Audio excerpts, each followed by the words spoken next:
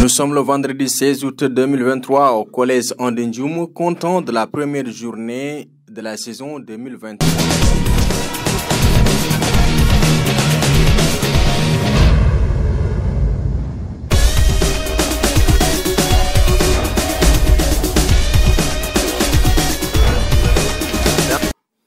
Alwar qui active très tôt la locomotive avec quelques accélérations notées de part et d'autres en obtenant des coups francs près de la surface de réparation de Benjolol.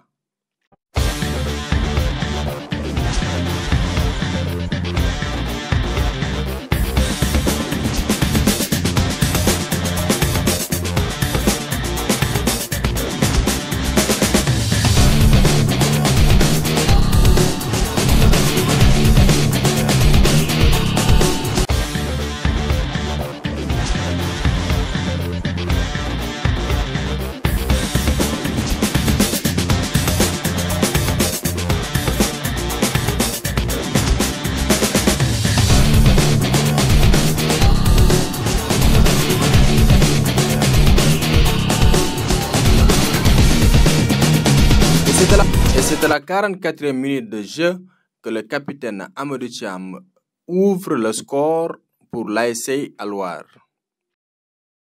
Premier match, premier mi-temps, Benjolol, Alwar. Match ko Maudum, mais ko 50-50. Be Burindilani. Match ko fait pele be ngone zoudum. Kono kalam ko no tan fuddi ko. Match ando veli te amo deji. Kono tan fuddi ko kadi. Mashallah, amen badi hen yakar sukabe be tinare. Football wana hari. Football wana violence. Ko gandudiral. Ene football men ko gandudiral tan woni hen. Hari ala hen. En dabina hen kalis ko gandudiral tan e hutundirde woni hen yobe tino. Te kam fof kadi jiidi. Kala ko nedon haala neddo yo haalen ko yodi. Sa haali neddo do caado woni do tan won bandum gondo don. Sada haal neddo haalum ko yodi. Ko puddi ko non kam yodi feewi ko min jeebi ko 5 match mi yebi dum mais kanji fa ndewi lawol tekbaji kanji fof ni badi évoluer rawani mi yebi hikka mi yebi kanji fof badi évoluer yobo continue dum so Allah jabi mabe dañ ko buri dum inshallah sport yair non ko fewndirde tan affaire ko manki regluto quoi il faut fewnte quoi e ko non ici oui avel.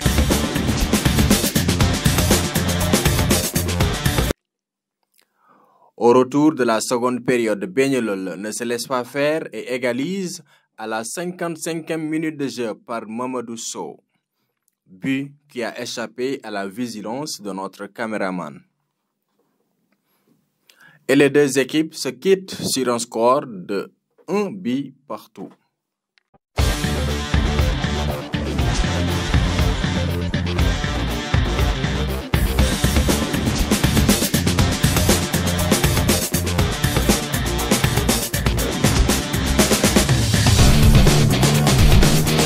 Rabbil alamin min biyat matcho gasiri comme daniyeti minen kam ko wonni ko objectif amen tan gil l'année dernière ha joni dum min badi maintenir on va tout faire pour relever en tout cas défi di ko woni ko défi amen voilà matcho musi non parce que c'est une nouvelle équipe min gaddi c'est des jeunes on ji ko expérience ha esi mankude ni ko dum saabi alay sago waye comme dani ni wari ni kono ina wano ko diwdi do kati parce que min kebi ne tolno halwar minen jimi bien vrai que kambe buri amen tawri min gabbi football mabbe won don mais à la fin min badi retrouver jeu amen kadi ko weltanade supporter uji amen fof Benjolol nabe diwan gilay pawuji di ha e abbi hen vraiment ko kambe min yi hen darne mabbe kadi ko min beltini président amen participation makko mo wodo hen kadi vraiment ko min beltini supporter de kalma mabbe no be gardini be puusi amen ko min jinno non dañde buri dum mais ko dum Allah hoddi dan amen hande dañde match nul badi min belti men fe inchallah match amen garowo rek mami mbad le tout pour mbad remporter min heba 4 amen point inchallah absolument parce que no birteni kam ko équipe tokos ala c'est naati der terrain ene fo poti minen ko min arbe wadde compétition kadi ko mi waddum préparer hayso woni sukabe hobe disi famdudi bangal to be ko be puddi ko wadde compétition juutani kono inchallah min ganni woddoyde e compétition inchallah.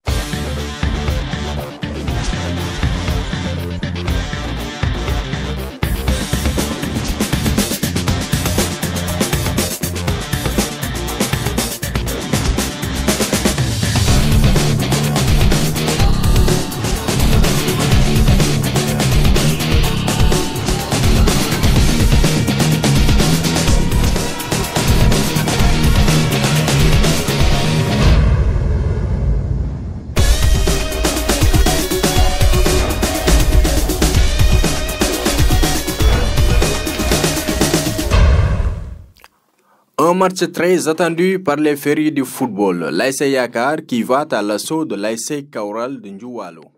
Match comptant pour la première journée.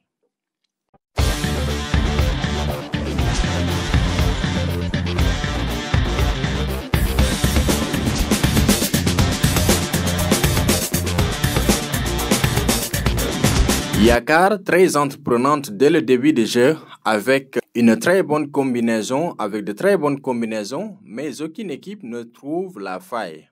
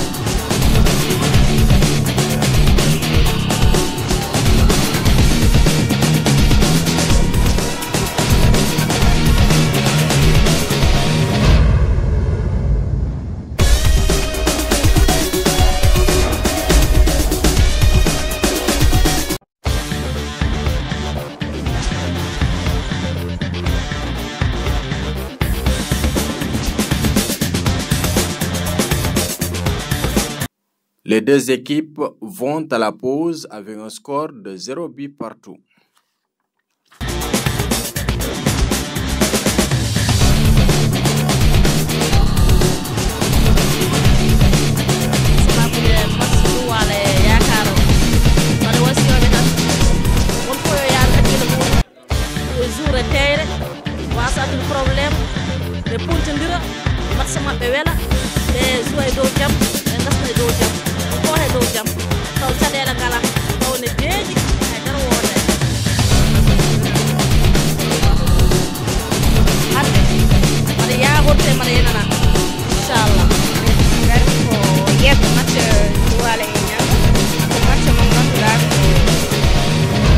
belɗo woni ɗo kam ko fuɗɗi ko probléme ala machallah min waɗi kalmuɗal ɓe ɓeni yeego joni ko mi-temps wona te amin jiiɗi kam inchallah Njowal gagne a ɗamini mon gagne match o inchallah rabbi yakar on jarama enen fof goni mais ko yimɓe mbaaru jam jam tan ganda hakkille yonani kadi artigaji kañumen ko yimɓe tan hakkillaji ɗi konno woni wona ko artigaji ɗum fele caggal yimɓe ala ko gandi ko duwoɓe so tawi on dari neɗɗo kayni sismo walla mbawa tan kebbirade hakkille mum gaddi konde woni ɗo alhamdulillah machallah mi hokki fof mi jiiɗi Allah ko yakar tigi non bandiraɓe yettoɓoɗo saha aya ko fami enen ɗo e nder tere musidɗen mo hakkude Njouwalo e ASC Yakar ko mi-temps gonɗen kono oɗo saha eɗen mbawi wiide polgu yahani polgu artani saabu kay ko ndigue e ndigue kono noon pottital ngal ko pottital pattam lamal saabu eɗen mbawi wiide goto foof holli mbako muɗum goto foof holli doole muɗum kono noon ala no mbatten sona joni joni jeehen jokkiten deuxiéme mi-temps o so gueno ñaawi.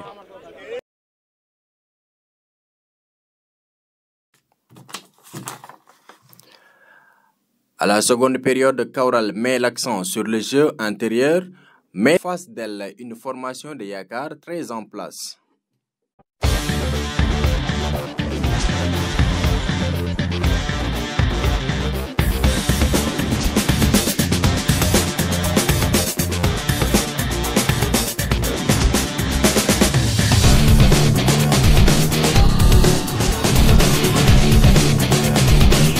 L'entrée de Ali très bonne production de jeu. Milieu du terrain avec Marcy, Daha Diallo et Aliou Gaye.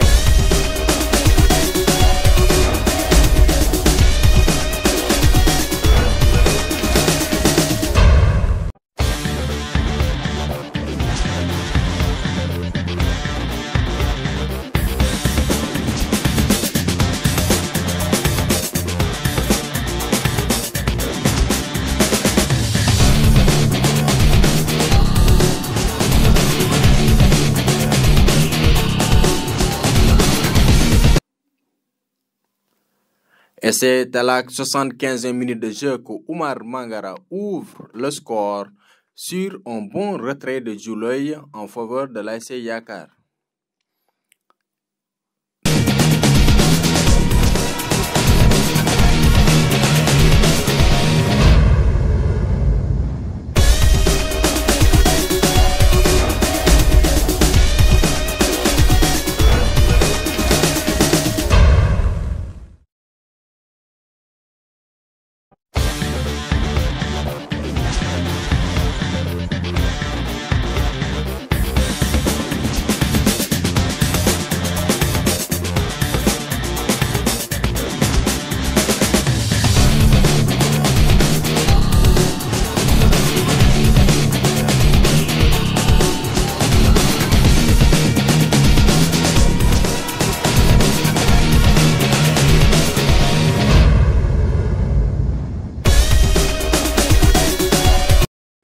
Le coach de Kaoral, Amadou Mbodj, continue de donner des consignes pour revenir à la marque.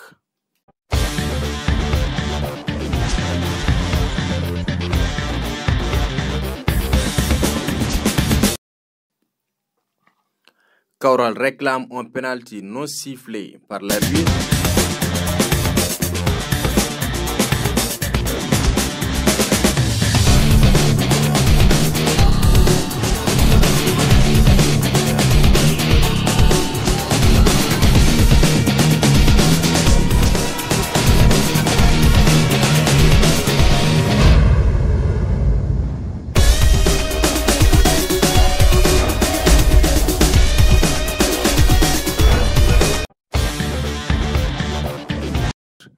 Et les deux équipes se quittent sur un score de 1-0 en faveur de l'ASC Yakar.